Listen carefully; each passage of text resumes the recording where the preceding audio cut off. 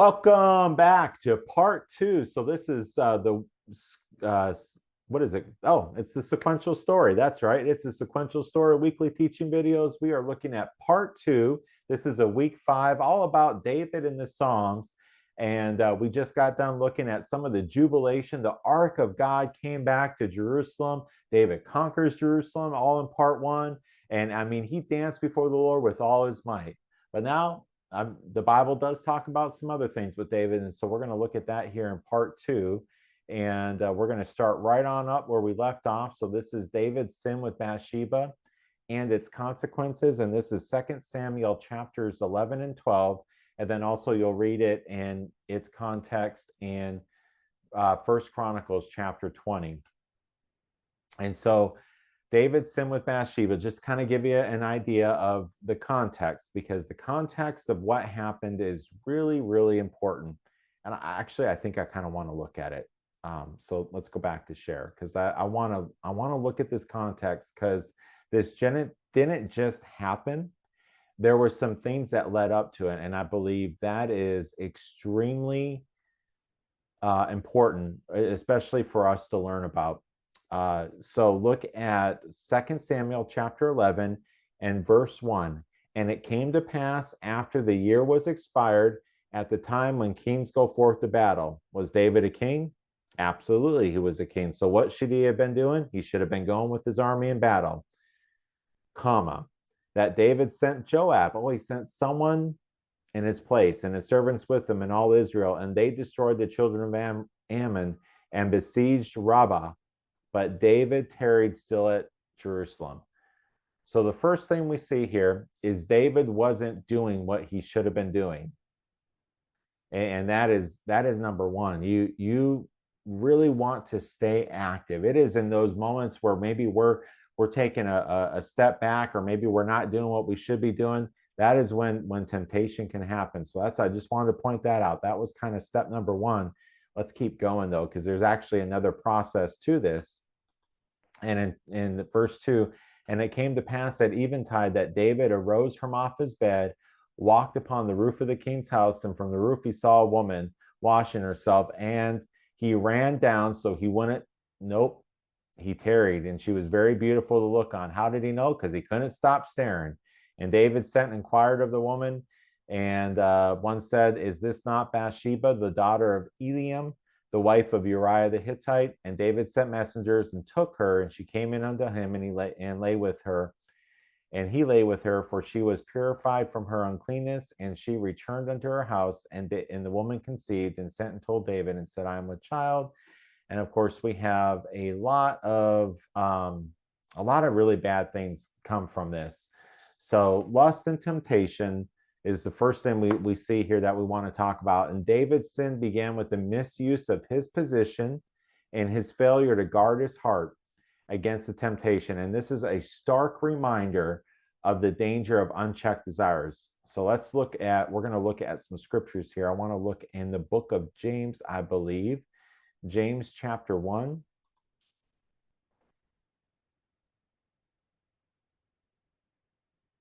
Yeah, James chapter 1, and look at verse 14.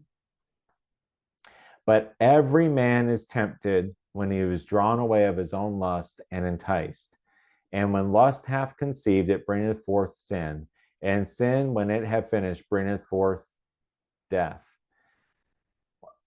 Every time I read this verse, I cannot help but remember when I was in Bible school. I was riding to school one night with somebody, and he was older than me, from Tennessee. And we were riding to school together, and he had just got done reading this verse, and he looked at me and said, AJ, do you realize what it's talking about there? It's LSD, lust, sin, death. And he's like, LSD? I mean, he had some family that had drug addiction. And he's like, I mean, it can get you that first little bit, that first time you try it, you could be sucked in, and it can be so hard to get out of that. And that's exactly the step. It begins with lust. That's why we have to watch what we put in our eye, we'll put in front of our eyes, or in our ears, or where our feet take us. We have to be mindful of those things. And David was not. In fact, he was drawn away, and he drew himself away. And James says in verse 14, every man is tempted when he's drawn away of his own lust and enticed. And so, of course, it begins with lust, and then comes sin, and then comes death. And those consequences, you'll see it in the Old Testament repeated. It's in the New Testament. It happens today. Lust, sin, and death.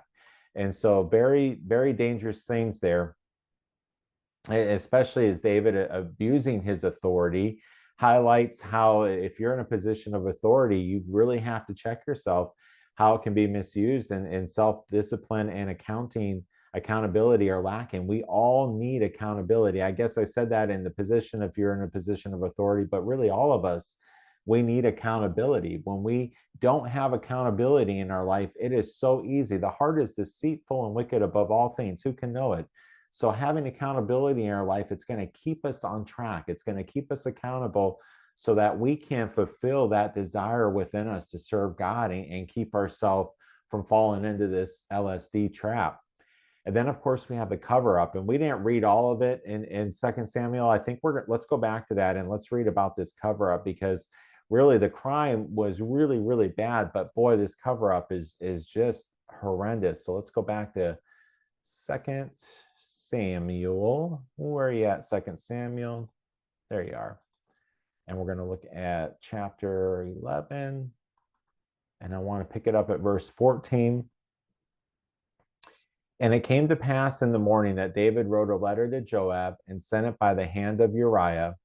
And he wrote the letter saying, set ye Uriah in the forefront of the hottest battle, and retire ye from him, that he may be smitten and die. And it came to pass, when Joab observed the city, that he assigned Uriah to the place where he knew that valiant men were. And the men of the city went out and fought with Joab, and there fell some of the people of the servants of David, and Uriah the Hittite died also. And so what we have here is a huge cover up. First of all, David calls Uriah in and says, hey, why don't you take some time off of battle, go spend some time with your wife. And Uriah holds himself to just this highest standard imaginable and says, no, how can I spend time with my wife when my brothers are out there fighting? I'm not going to do that till we all can come home. And so again, David just presses him, and he holds himself to that high standard. So then David has no choice then but to write this letter to Joab and end up, killing Uriah. And so we have this absolutely devastating situation unfold. And so it just shows the snowball effect of sin. One sin often leads to another. And David's lust led to adultery, which then led to deceit, which involved manipulation and murder. And this demonstrates how sin can just spiral out of control. Let's look at Galatians chapter 6.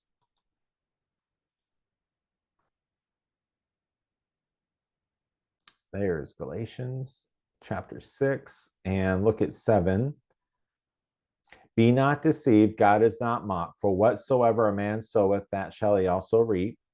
For he that soweth to his flesh shall of the flesh reap corruption, but he that soweth to the Spirit shall of the Spirit reap life everlasting.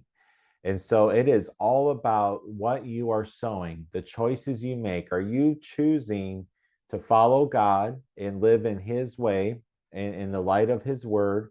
Or are you choosing to live after your own lust, your own desires apart from God? And you can do that. God allows you to do that. It's called free will. Just know devastating consequences follow.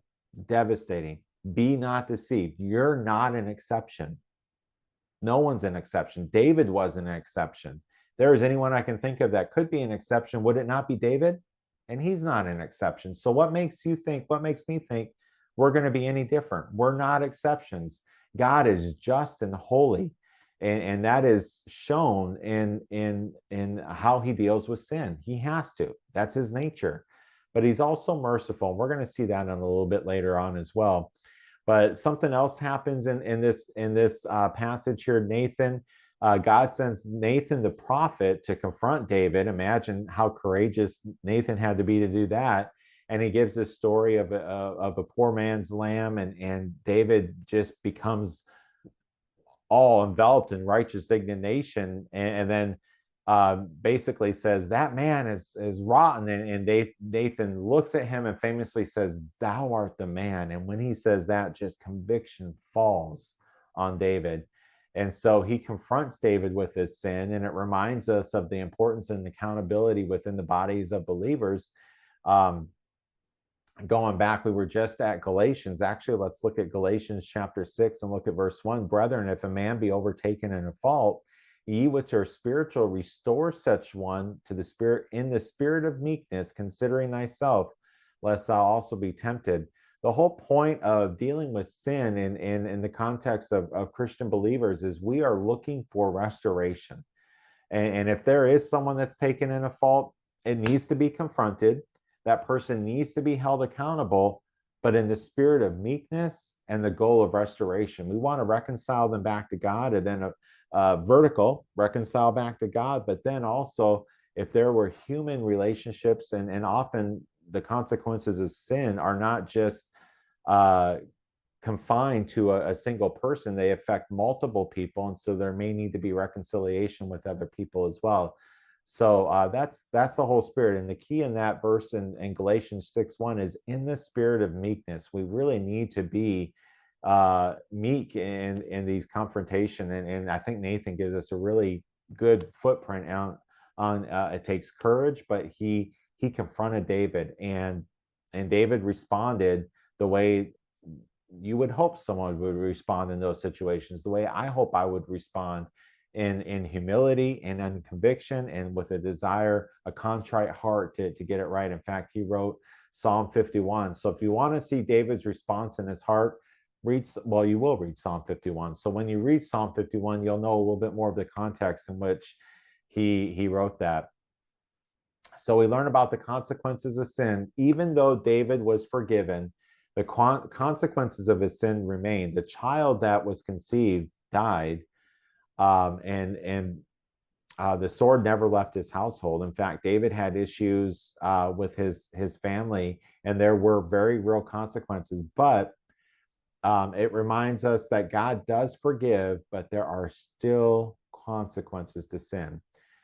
Family turmoil, we're going to learn about that with Absalom and with some other things that happen in David's family. But God's grace is always present. Even in his judgment, God's grace is there. Despite David's failure, God's grace shone through Solomon, Bathsheba's second son. So the first son dies, but then she has Solomon, and we're going to learn about Solomon next week, who was chosen to succeed David as king. And God's redemptive plan, that just shows how redemptive God is. Restoration is so important. And of course, God's redemptive plan continued despite David's sin, and Jesus would eventually come from David's line, just as he promised.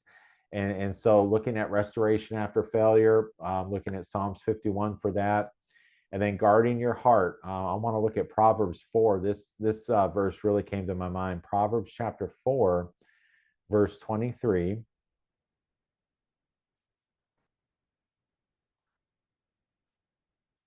And it says, keep thy heart with all diligence, for out of it are the issues of life. And then look at Proverbs 27. Actually, I can look at it right here. Nope, I can't. I have to go here. Okay, Proverbs 27, and we're looking at verse 17. Iron sharpeneth iron, so a man sharpeneth the countenance of his friend.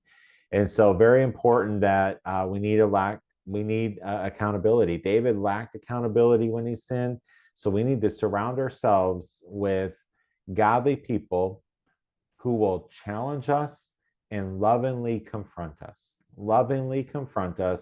and keep us accountable if we stray.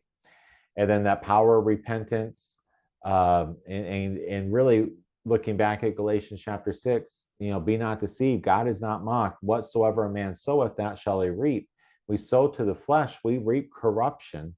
But if we sow to the spirit, we reap let me look at it. We reap something, and it's something good. I don't want to misquote this one. This is a big one. There's some verses where it's like, I think I'm good there, but I don't want to misquote this one. Verse 8, where are you at? We reap of the Spirit, but he that soweth to the Spirit shall of the Spirit reap life everlasting. Let us not be weary in well doing, for in due season we shall reap if we faint not. As we have therefore opportunity, let us do good unto all men, especially unto them who are the household of faith. And so, really, the desire, and this is where it all comes together for me. You know, you look at the very first thing we talked about is David removed himself from what he should be doing. We got to stay busy working for God. And we get busy just seeking after God and looking for opportunities to serve Him. Again, we're trying to live a life of eternal impact. And there is so much to do. Work for the night is coming. And sowing in the morning, sowing in the evening. I mean, we shall come rejoicing, bearing. I can't think of it. We shall come rejoicing, bringing in the sheaves. There we go. I knew it was right there. I knew it wasn't going to be a Kit Kat.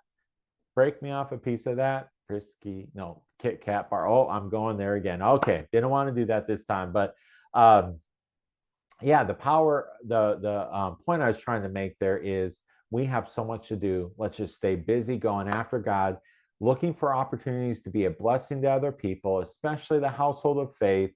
And that will help us keep us on that way of sowing in the Spirit, reaping life everlasting, living a life of eternal impact instead of sowing to the flesh, which we know reaps corruption, lust, sin, death. We don't want that. We want to live life. We want to experience God's presence in our life, and sin, of course, hinders that and breaks that and limits what God wants to do in our life. So some really good things. I want to go back to our slides here and look at a key verse. I believe we have a key verse. Yeah, Psalms 51. How could I not include Psalm 51? Create in me a clean heart, O God, and renew a right spirit within me. This is David's heartfelt prayer of repentance after his sin with Bathsheba. And this particular verse I included because it reflects David's plea for inner transformation. It all starts with the heart. There's a song out there called From the Inside Out, and how true that is. God, he works from the heart. Out of Proverbs chapter 4, keep thy heart with all diligence, for out of it are the issues of life. David says, we create in me a clean heart, renew a right spirit within me. That is why reading, worship, prayer, those three things are so important to do daily, not just one day a week. We need them daily. I need thee every hour. We need God. And so that's David's prayer. That's his plea. For that inner transformation and restoration. It emphasizes the importance of a pure heart, a steadfast spirit before God, illustrating his desire for spiritual renewal and reconciliation with God after his moral failure. Just think back to Job. It just seems like we read about Job just a couple weeks ago, but remember how he got up every day and made sacrifices for his kids just perchance in case they had sinned and he didn't know about it? It's a daily thing, and that's where we want to be working as intercessors. I don't talk about that a whole lot, but with the prayer guide I included, I don't have it with me here, but I do have my journal, of course. Journaling is something too when you can jot down prayers. I was talking to someone this week, and they were taking me through. They had spent a whole day with God. They just took a day out of the week, and they said, you know what? Instead of working for 8 hours, which I would normally do, I'm going to do everything the same I would in the morning, and I'm going to do everything the same I would at night. But for the 8 hours I would be working, I'm going to go on a date with God. And so they went to their favorite coffee place just alone, and it was off times, and they had a really awesome outdoor seating area where you could overlook the bay. And they just brought their Bible and their journal, and they just started going through it, and they just shared how amazing it was just to spend that day with God.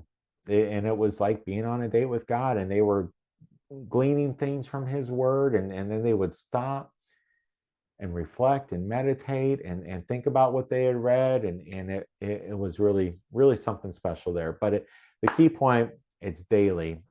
This could be a daily prayer. We have the rebellion of Absalom.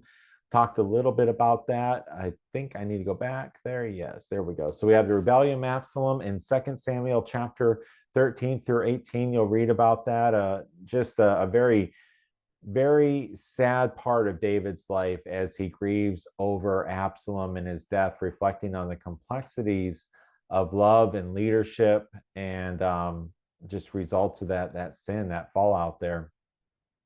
We have David's final years and preparation for the temple. And so David's final acts as king include preparation for the temple, constructing and organizing the priesthood. So David had in his heart, he wanted to build a temple. He wanted to build a house for God. And it's so funny. I talked about Nathan, and he went to Nathan, and Nathan's like, yeah, sure, go ahead and do it. And then God said to Nathan, you didn't really talk to me about that, did you? And Nathan's like, no. And God said, yeah, David's not going to do it. So you need to go tell him. He had to confront David again. I didn't realize that until now. It's so funny how God's like, confront David, confront David. But Nathan does it. And because of the blood in David's life, Solomon was actually the one that built the temple. So we'll read a lot more about that next week. That's another really good week too. I might go into a little bit more details on the temple, the tabernacle.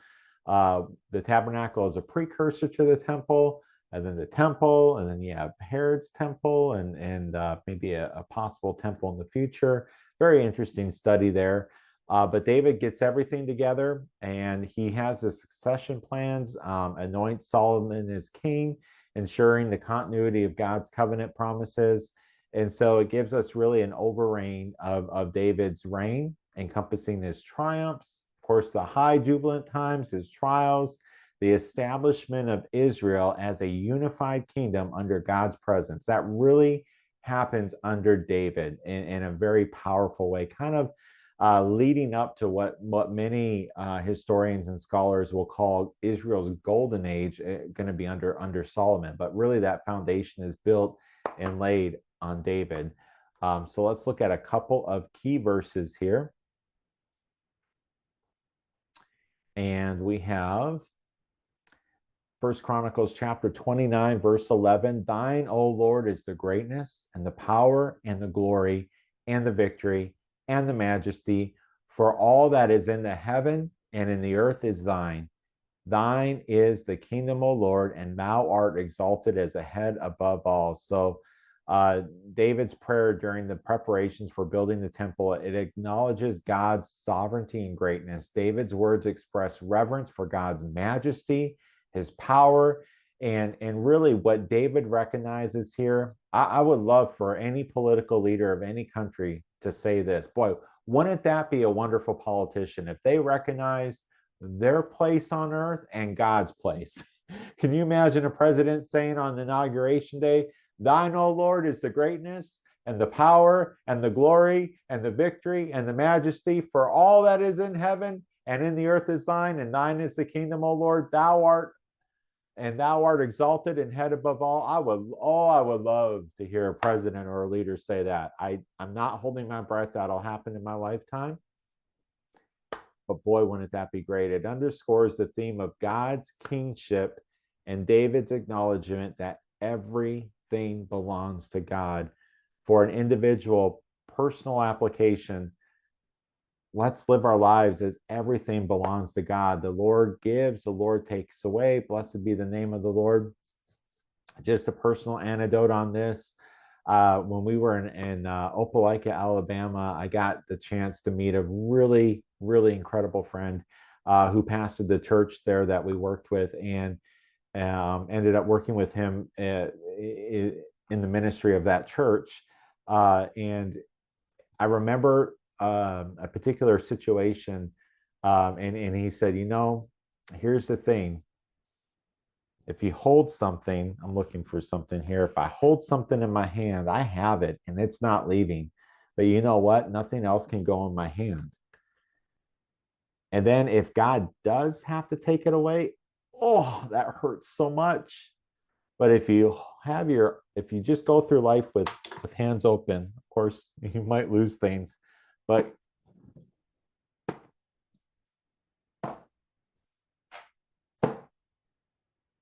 God can pile it on, pile it on, pile it on, pile it on. I mean, he can bless you and abundantly. And yeah, he may take something away, but if you don't have that clenched fist over it, it's not going to hurt so much. And so I really want to encourage you, at least when I read this verse, those are some of the things that come to my mind, is to live life with open hands before God, recognizing it's all his.